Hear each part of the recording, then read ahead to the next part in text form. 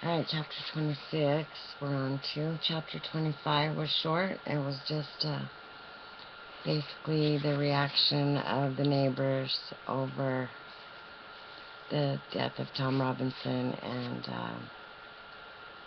Atticus's disgust and outrage over what had happened. He's not being belligerent, but he is seething inside and so hurt that Tom Robinson was killed. Alright, chapter 26. School started, and so did our daily trips past the Radley place. Jem was in the 7th grade and went to high school, beyond the grammar school building. I was now in the 3rd grade, and our routines were so different, I only walked to school with Jem in the mornings and saw him at meal times. He went out for football, but was too slender and too young yet to do anything but carry the team water buckets. This he did with enthusiasm. Most afternoons he was seldom home before dark. The Radley place had ceased to terrify me, but it was no less gloomy, no less chilly under its great oaks, and no less uninviting. Mr. Nathan Radley could still be seen on a clear day, walking to and from town. We knew Boo was there, for the same old reason. Nobody's seen him carried out yet.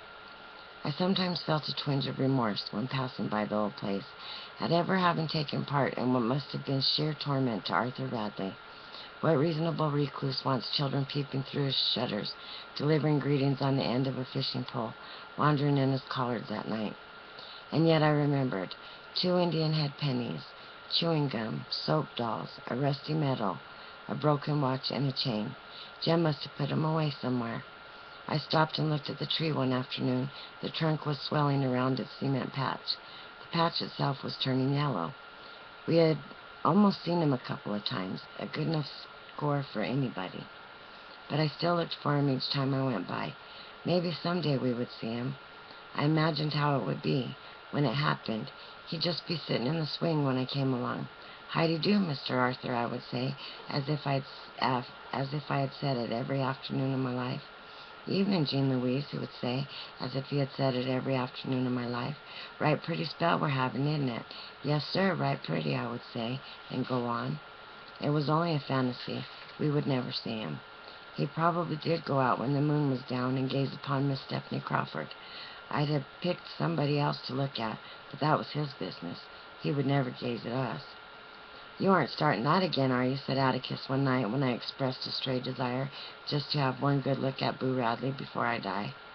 "If you are, I'll tell you right now, stop it. I'm too old to go chasing you off the Radley property. Besides, it's dangerous. You might get shot. You know Mr. Nathan shoots at every shadow he sees, even shadows that leave size 4 bare footprints. You were lucky not to be killed." I hushed then and there. At the same time I marveled at Atticus. This was the first time he had let us know he knew a lot more about something than we thought he knew. And it happened years ago. Not only last summer, no, summer before last, when time was playing tricks on me. I must remember to ask Jem. So many things had happened to us. Boo Radley was the least of our fears. Atticus said that he didn't see how anything else could happen, that things had a way of settling down, and after enough time passed, people would forget that Tom Robinson's existence was ever brought to their attention. Perhaps Atticus was right, but the events of the summer hung over us like smoke in a closed room. The adults in Maycomb never discussed the case with Jem and me. It seemed that they discussed it with their children, and their attitude must have been that neither of us could help having Atticus for a parent, so their children must be nice to us in spite of him.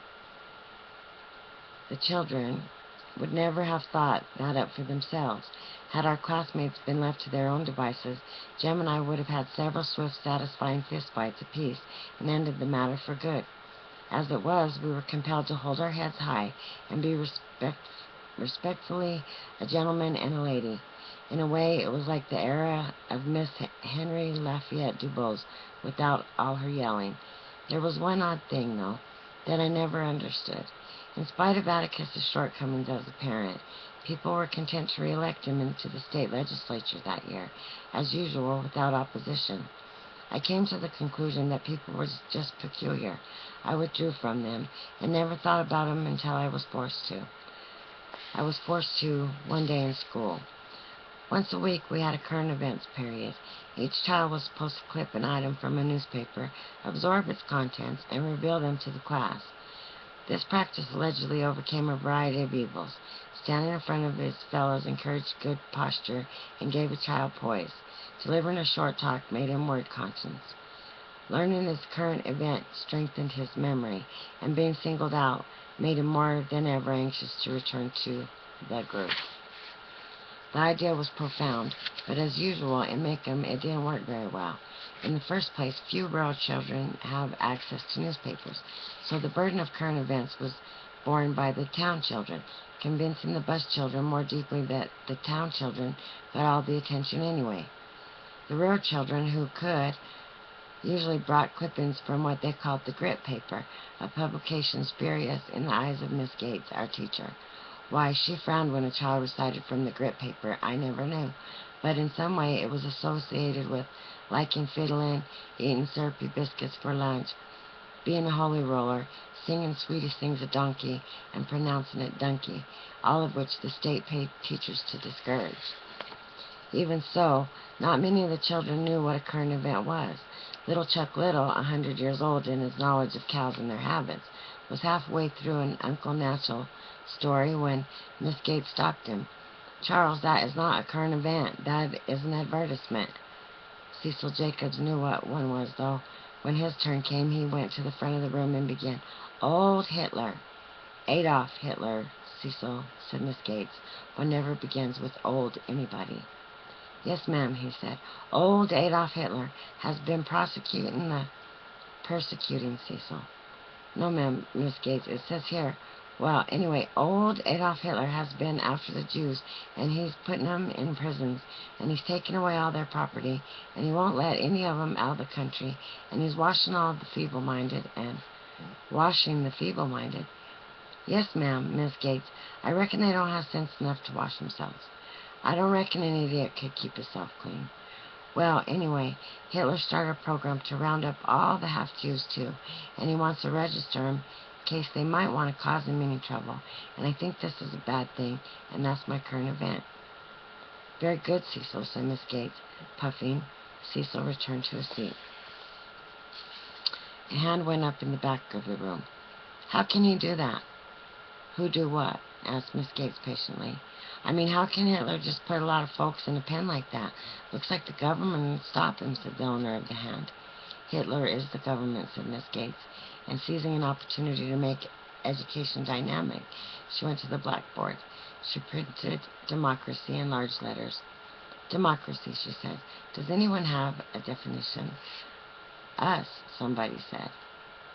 I raised my hand, remembering an old campaign slogan Atticus had once told me about.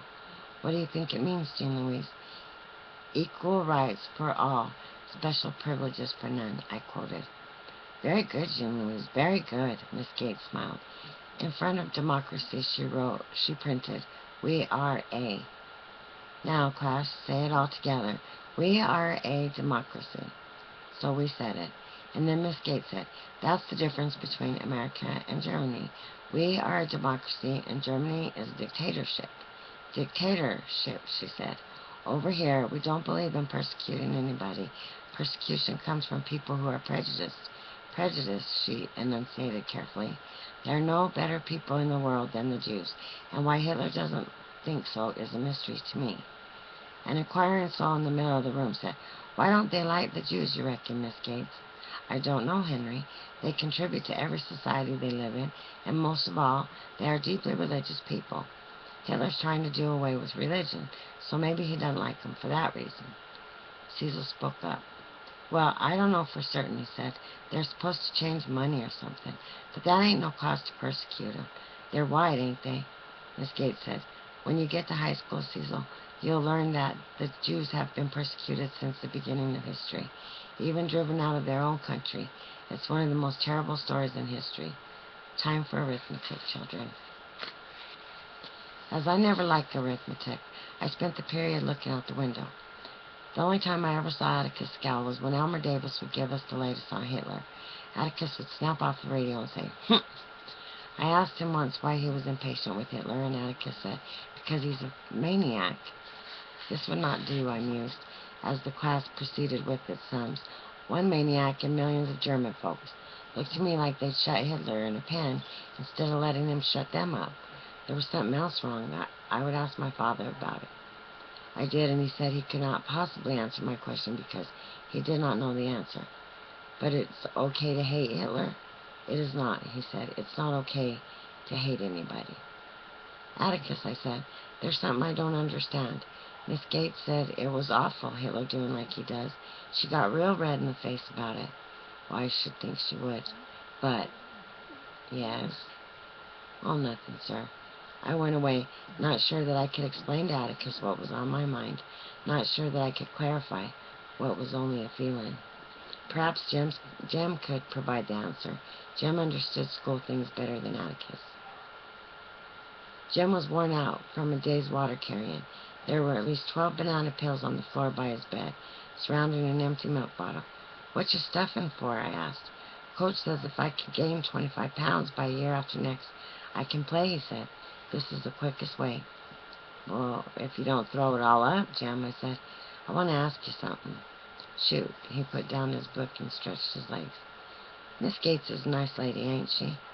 "Why, sure," said Jem. "I liked her when I was in her room." "She hates Hitler a lot." "Well, what's wrong with that?" "Well, she went on today about how it was him treating the Jews like that. Jem, it's not right to persecute anybody, is it? I mean, have mean thoughts about anybody, even, is it?" "Gracious, no, Scout. What's eating you?" "Well, coming out of the courthouse that night, Miss Gates was. Well, she was going down the steps in front of us. You must have not seen her. She was talking to Miss Stephanie Crawford. I heard her say it's time somebody taught 'em a lesson. They were getting way above themselves, and the next thing they think they can do is marry us. Jem, how can you hate Hitler so bad and then turn around and be ugly about folks right at home?" Jem was suddenly furious. He leaped off the bed and grabbed me by the collar and shook me. "I never want to hear you talk about that courthouse again, ever, ever. You hear me? You hear me? Don't you ever say one word to me about it again. You hear me? Now go on." I was too surprised to cry. I crept from Jem's room, and I shut the door softly, lest undue noise set him off again. Suddenly tired, I wanted Atticus. He was in the living room, and I went to him, tried to get in his lap. Atticus smiled. "You're getting so big now, I'll just have to hold a part of you." He held me close. "Scout," he said softly, "don't let Jem get you down. He's having a rough time these days. I heard you back there." Atticus said that Jem was trying hard to forget something, but what he was really doing was storing it away for a while, until enough time passed. And then he'd be able to think about it again, and sort all the things out. And when he was able to think about it, Jem would be himself again.